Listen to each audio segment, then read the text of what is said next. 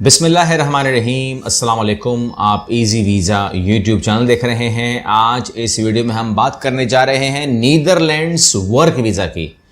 इंतहाई गौर से देखिएगा वीडियो को। नीदरलैंड्स वर्क वीज़ा अप्लाई करना क्यों आसान है, इस मुल्क को क्या ज़रूरत पड़ी थी इस प्रोग्राम को लॉन्च करने की, फ़ीस कितनी है, तमाम चीज़ें जो हैं वो आपके सामने मैं रखने जा रहा हूँ। ये मेरे सामने इसका ऑफिशियल जो लिंक है वहीं से मैं इसको कोड करूँगा। जाहिर सी बात आप समझ सकते हैं कि वो इंग्लिश में है, तो मैं इन तमाम चीज़ों को इंतहाई आसान ज़बान में उर्दू में आपके सामने रखने जा रहा हूँ।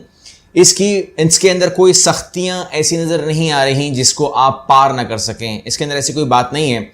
अप्लाई विदाउट वर्क एक्सपीरियंस, ऐसा क्यों कह रहे हैं हम, कि ये क्यों ऐसा कह रहे हैं कि आप इसको बग़ैर किसी वर्क एक्सपीरियंस के अप्लाई कर सकते हैं? क्योंकि ये फ्रेशर्स के लिए भी है। फ्रेशर्स जिनके पास कोई तजर्बा नहीं होता, और अगर आपने कहीं पर इंटर्नशिप कर रखी है तो वो भी काबिल कबूल है। तो फ्रेशर्स और इंटर्नशिप वाले भी अप्लाई कर सकते हैं। अगर किसी के पास जॉब का एक्सपीरियंस नहीं है और एक्सपीरियंस लेटर नहीं है तो उसकी भी माफ़ी है। आगे ये कहते हैं कि हमें आपसे आइल्ट्स भी नहीं चाहिए और किसी किस्म का भी लैंग्वेज टेस्ट नहीं चाहिए। तो अगेन एक और आसानी कि ये पाबंदी भी ख़त्म हो गई। और फिर आगे कहते हैं कि ये दिमाग में आपके रहे, यानी कि आप जब भी ये वीडियो देख रहे हैं आपके दिमाग में ये रहे कि ये प्रोग्राम शुरू कब हुआ था, ये प्रोग्राम ख़त्म कब होगा। क्योंकि मैं ख़त्म इसलिए कह रहा हूँ कि बहरहाल आज जो मैं आपसे बात कर रहा हूँ ये पायलट प्रोग्राम है, और पायलट प्रोग्राम जो है वो ख़त्म ज़रूर होते हैं। उसके बाद या तो वो परमानेंट हो जाते हैं या वो ख़त्म हो जाते हैं। तो दो ही सूरतें होती हैं।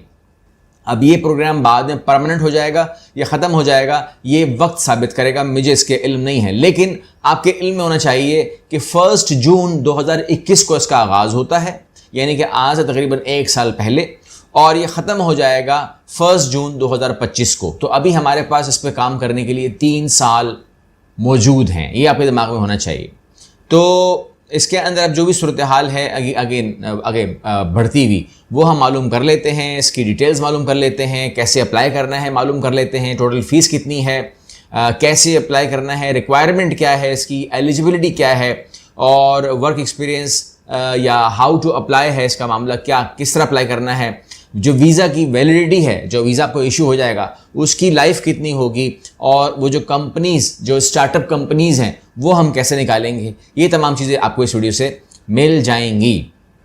और मुझे यकीन है कि आप आने वाली वीडियोस के लिए भी, क्योंकि ये बहुत हम ढूंढ के निकालते हैं आपके लिए, हर चैनल इतनी मेहनत नहीं कर रहा होता, सब्सक्राइब कर लें और बेल नोटिफिकेशन ऑन कर लें।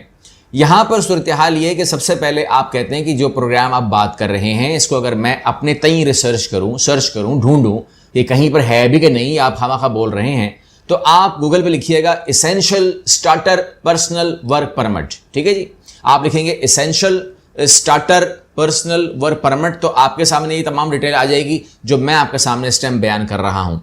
ये बहरहाल एक टेम्परेरी प्रोग्राम है जो 2025 में ख़त्म हो जाएगा, और 2025 में गवर्नमेंट इस पर फैसला करेगी कि आया इसको जारी रखना है कि नहीं।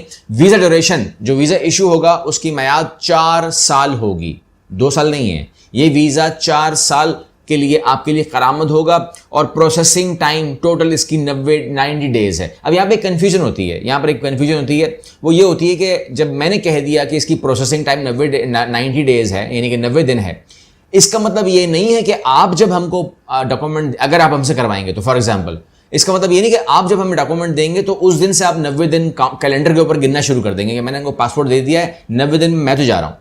प्रोसेसिंग टाइम का मतलब ये है कि जब ये केस आपको, यानी कि गवर्नमेंट ऑफ नीदरलैंड जब ये फैसला कर लेती है कि या दिस इज अ कैंडिडेट जिसको वीज़ा देना चाहिए, तो जब आपका केस अप्रूव हो जाता है, तो जब अप्रूव हो जाएगा उन लोगों के 3 महीने लगते हैं वीज़ा जारी होने में। तो ये वीज़ा जारी होने की बात है, हमको डॉक्यूमेंट देने की बात नहीं। हमें तो डॉक्यूमेंट देते हैं और आप कहते हैं कि इसको देखते रहो आप, तो हम देखते रहेंगे। तो देखने का मामला नहीं है, इसको जब आप अप्रूव कर जाएंगे तब। अब आप इसकी कॉस्ट पूछते हैं, कितनी फीस लगेगी इसके ऊपर, तो 345 यूरो। ठीक है, आप किस तरह मालूम कर सकते हैं, आप जहां पर भी हैं, पाकिस्तान में हैं, इंडिया में हैं, श्रीलंका, बांग्लादेश में हैं, तो 345 euro multiply two local currency आप करेंगे, आपको गूगल जवाब दे देगा, कोई मुश्किल नहीं है। तो उस टाइम जो जवाब आ रहा हो तो वो जवाब मान लीजिएगा।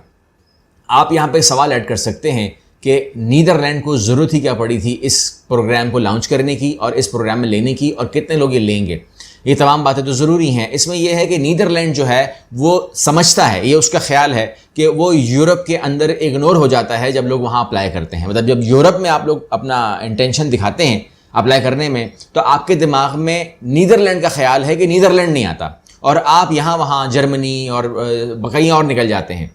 तो इससे क्या होता है कि ये अपने आप को मोस्ट पॉपुलर कंट्री नहीं समझता अमंग यूरोपियन, और ये इग्नोर हो जाता है। इसीलिए कहता है मुझे प्रॉब्लम होती है कि जब मैं, अब मेरे पास लोग आते ही नहीं हैं, तो मैं स्किल्ड वर्कर जो है वो इतने जमा नहीं कर पाता, और आप पॉपुलर यूरोपियन हब्स के अंदर चले जाते हैं। तो यहाँ पर मुझको अप्लाई निकालना पड़ा programme skilled worker from all over the world के लिए, ये जो मैंने टेक प्रोग्राम बनाया और तमाम बनाया। एसेंशियल स्टार्टर प्रोग्राम जो है ये, इसके बारे में आपको ये पता होना चाहिए कि ये स्टार्टअप के लिए है, स्टार्टअप के लिए है, और आपका जो स्टार्टअप है वो आपको स्पॉन्सर करेगा और आप वहाँ पर जाओगे, काम करोगे। लेकिन जो सबसे खूबसूरत बात यह है कि वो ये है कि आप कहेंगे कि भाई मुझे वो जब हायर करेंगे तो वो गवर्नमेंट सवाल करेगी, गवर्नमेंट बातें करेगी, ये करेगी, वो करेगी। तो यहाँ पर उन्होंने साफ कह दिया है, गवर्नमेंट ने खुद ही कह दिया है, no labour market assessment is needed.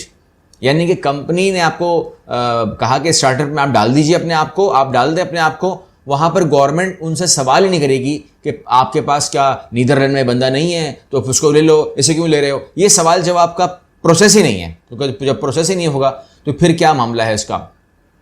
अच्छा, अब मज़ीद ये है कि आप कहते हैं कि कुछ छोटी कंपनियां वहाँ पर हैं, छोटी कंपनी नहीं है जी, वहाँ पर बहुत बड़ी बड़ी कंपनीज़ हैं। इसका मेन शहर एम्स्टर्डम है जहाँ पे काम हो रहा होता है। इसमें आपको मित्सुबिशी में काम हो सकता है, कैनन में काम हो सकता है, हिटाची में काम हो सकता है, टेंसेंट में काम हो सकता है, कैसियो में काम हो सकता है, इवन माइक्रोसॉफ्ट में काम हो सकता है, गूगल में काम हो सकता है, और बहुत सी कंपनी हैं। अच्छा, कहीं मैंने ये बातें की तो आप कहा शायद मैं इसको टेक में जोड़ रहा हूँ। यहाँ पर गवर्नमेंट ने वाज़ेह किया है कि इसका ऐसा कोई ताल्लुक नहीं है। यहाँ पर हम उसकी तफसील भी ले लेंगे। वो ये है कि आप कहते हैं कि कोई इसकी वीज़े की कोई लिमिट है, तो एक बात याद रखिएगा कि वीज़े की किसी को ख़ास लिमिट नहीं है कि कितने वीज़े उन्होंने इशू करने हैं। लेकिन जो उन्होंने मुझे बताया है, यानी कि जो उन्होंने सिस्टम के ज़रिए हमें बताया है, वो ये है कि इसने 2 लाख से ज़्यादा स्टार्टअप को दिया है कि आप 2 लाख से ज़्यादा स्टार्टअप आएंगे, और अगर ये 5 बंदों को उठाता है, फी स्टार्टअप 5 बंदों को उठाता है, तो वो कहते हैं कम से कम 1 मिलियन लोग, 10 लाख लोगों को तो जॉब मिलनी है ना। ठीक है ना, ये तो तय कर लें।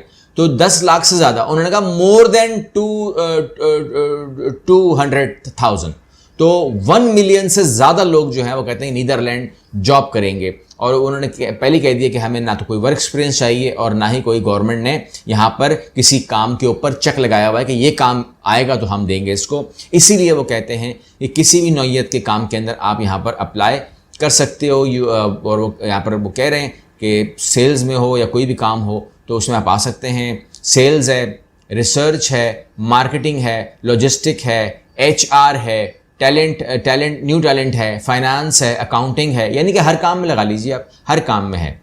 तो कहते हैं you just need to be willing to work for startup and they must be willing you to hire. तो क्या होना चाहिए कि आप स्टार्टअप के लिए हाँ करें और वो आपको हायर करें। तो आप कहते हैं कि ज़ाती तो नहीं हो जाएगी, इसलिए स्टार्टअप है ना, तो ये नया काम है, स्टार्टअप है, तो ये हमें कोई सपोर्ट करेंगे, सही सपोर्ट करेंगे। तो यहाँ पर गवर्नमेंट ने इस बात को भांप लिया और उसने लगा दिया minimum salary check. Minimum salary जो आपको कोई भी स्टार्टअप देगा, कम से कम, उससे ज़्यादा हो सकती, कम नहीं, और वो है 2,543 यूरो पर मंथ। ठीक है, तकरीबन 2,500 यूरो तो आपको उनको देने पड़ेंगे। और आप इस स्टार्टअप के अंदर अपना शेयर भी डाल सकते हो। ये बहुत बड़ी बात है कि आने वाले वक्त में आप उसको डायरेक्टर बन सकते हो, किसी भी नौइयत का डायरेक्टर, किसी भी परसेंटेज से डायरेक्टर, 1% से, 2% से, 10% से आप उस कंपनी में अपने आप को डलवा सकते हो। ओके, आगे कहते हैं कि इस वीज़े की मियाद तो कहते हैं कि आपको पता लग गई है 4 साल, लेकिन गवर्नमेंट इसको कोशिश कर रही है कि इसको रेगुलर वर्क परमिट में लॉन्च डाल दिया जाए। बल्कि गवर्नमेंट एक और ऑफर देती है, कहते हैं you can even apply for your EU blue card. कहते हैं कि आपको मौका दिया जाएगा 2025 में, अभी तो 2022 चल रहा है, 2025 में कि आपको EU ब्लू कार्ड दे दिया जाए। अब यहाँ पर सवाल आप करते हैं कि इसका क्या फ़ायदा होता है। तो जिस शख्स के पास EU ब्लू कार्ड है, यूरोपियन ब्लू कार्ड है, वो यूरोप के 25 मुल्कों में जॉब कर सकता है, लीगल काम कर सकता है, उसे कोई रुकावट नहीं होती है। तो आप कहते हैं कि भाई हम स्टार्टअप को कहाँ से ढूंढें, कहाँ जाएं, तो इसके लिए जो आप वेबसाइट्स हैं वो आप स्क्रीन पे देख रहे होंगे। इन वेबसाइट्स के ऊपर जाकर आप इनको सर्च कर सकते हैं। अगर आपको फिर भी हेल्प नहीं मिलती तो आपको करना ये होगा कि गूगल खोलिए और वहाँ पर गूगल में सर्च लिखिए स्टार्टअप्स इन नीदरलैंड्स और स्टार्टअप्स इन एम्स्टर्डम। तो ये दोनों जो आप करेंगे सर्च स्टार्टअप्स इन नीदरलैंड्स और स्टार्टअप इन एम्स्टर्डम, ये आपको उनकी वेबसाइट पर ले जाएगा और आप वहाँ पर जाकर अपने लिए मामले का आगाज़ कर सकते हैं। आप कहते हैं मामले का आगाज़ कैसे करें? मामले का आगाज़ आप ऐसे करेंगे कि आप जो है वो आपने कर लिया, आपका स्टार्टअप से रब्ता हो गया, आपके उनके वो मिल गए, नंबर्स मिल गए, फ़ोन नंबर मिल गए, वेबसाइट मिल गई, तमाम चीज़ें मिल गई। अब आप उनसे रब्ता करेंगे तो आप सबसे पहले अपना इंट्रोडक्शन करवाएंगे with your European style CV and European style cover letter कि who you are and why you want to apply in startups, ठीक है ना। और फ्यूचर में वो आपसे पूछ सकता है कि तुम्हारा क्या प्रोग्राम है, क्या करना चाहते हो, क्या करोगे, ये वो, क्योंकि उसने आपको उस बाबत सैलरी भी देनी है, ठीक है ना। और आपको हो सकता है वो पार्टनर बनाए आगे टाइम में, और फिर आपको ये ब्लू कार्ड मिले, तमाम चीज़ें मिले, इमिग्रेशन हो, पासपोर्ट मिले, तमाम चीज़ें हो, तो वो आपसे अच्छी खासी बातचीत कर सकता है, आपका इंटरव्यू कर सकता है। हमारी कंपनी इसमें क्या कर सकती है, सवाल आता है। तो हमारी कंपनी कर सकती है कि आपको असिस्ट करे डॉक्यूमेंटेशन के अंदर, प्रोसेसिंग के अंदर, वीज़ा प्रोसेसिंग के अंदर, आने वाले जितनी भी आपकी प्रोसेसिंग होती है। आप कहते हैं कि जी मुझे इस लीगल फॉर्मेट का नहीं पता कि लीगली मुझे क्या क्या करना पड़ेगा, तो आप इस प्रोसेसिंग का जो हिस्सा है वो हमारे कंपनी के साथ भी बन सकते हैं। सपोर्ट के लिए आपको लीगल भी सपोर्ट मिल जाती है और कंसल्टेशन भी मिल जाती है, और आपको जो प्रोसेसिंग है वो पूरी की पूरी मिल जाती है। तो इसके लिए आप हमें भी इस्तेमाल, लेकिन अगर आप खुद भी कोशिश करेंगे तो ये काम इंतहाई आसान है। बस इसमें यह है कि आपको अपनी जो एफर्ट है वो बहुत भरपूर लगानी पड़ेगी, भरपूर एफर्ट लगानी पड़ेगी। ये मत सोचिएगा कि आप जो है वो अगर ये अल्फाज में कह रहा हूँ तो उसको आप कभी भी आपने माइंड नहीं करना होता। वो ये है कि अपने आप को स्ट्रॉन्ग करें। ये इन लफ्ज़ों के ऊपर भी लोग माइंड करते हैं, कहते हैं हम स्ट्रॉन्ग हैं। आप स्ट्रॉन्ग हैं तो और स्ट्रॉन्ग करें, और स्ट्रॉन्ग करें। अगर आप 100% स्ट्रॉन्ग हैं तो 500% कर लो, 1000% कर लो। यानी कि यू शुड बी मतलब आप नज़र आने चाहिए। मतलब जब 1 लाख लोग हो ना, 1 लाख में से आपकी शख्सियत अलग नज़र आ जाए कि यार इस शख्स के पास ऐसा कुछ है जो 1 लाख के पास नहीं है, तो you will be hired, you will get everything, क्योंकि आप अपने आप को उस भीड़ से निकाल लेते हैं। तो इन बातों को माइंड करने की ज़रूरत नहीं है। जब ये बातें मैं करता हूँ तो इसको आपने बिल्कुल समझना है कि यार ये जो शख्स कह रहा है इसमें इसका ज़ाती तो कोई फ़ायदा नहीं है। अगर आप अपने आप को स्ट्रॉन्ग करोगे तो आपका जो अगला स्टेप है, क्योंकि आपको कंपटीशन देना है ना। पाकिस्तान के अंदर बहुत आसान है क्योंकि यहाँ पर एक ही सोच है, एक ही क्वालिटी मिल जाती है। लेकिन आप जो मल्टी कल्चरल में जाओगे तो आपको ये देखना है ना कि यार एक इंडियन भी है, पाकिस्तानी भी है, श्रीलंकन भी है, बांग्लादेशी भी है, लोकल भी है, वहाँ पर यूरोपियन भी है, अमेरिकन भी है। उसमें आपको जीतना है ना, तो वो थोड़ा सा आपका पॉलिश होना चाहिए। आपने उस लेवल पे आके मुझे सोचना है कि मैं जो बात करता हूँ मेरा मतलब ये होता है कि आपको ज़्यादा मेहनत की ज़रूरत है। मेहनती तो आप हैं, आपकी उस पर इतराज़ शक नहीं है, ज़्यादा आपको करना पड़ेगा। और वो थोड़ा सा आप उसको बजाय माइंड करने के आपको अपने ऊपर ज़्यादा एक्स्ट्रा मेहनत करने की ज़रूरत है, तभी आपके काम होते हैं।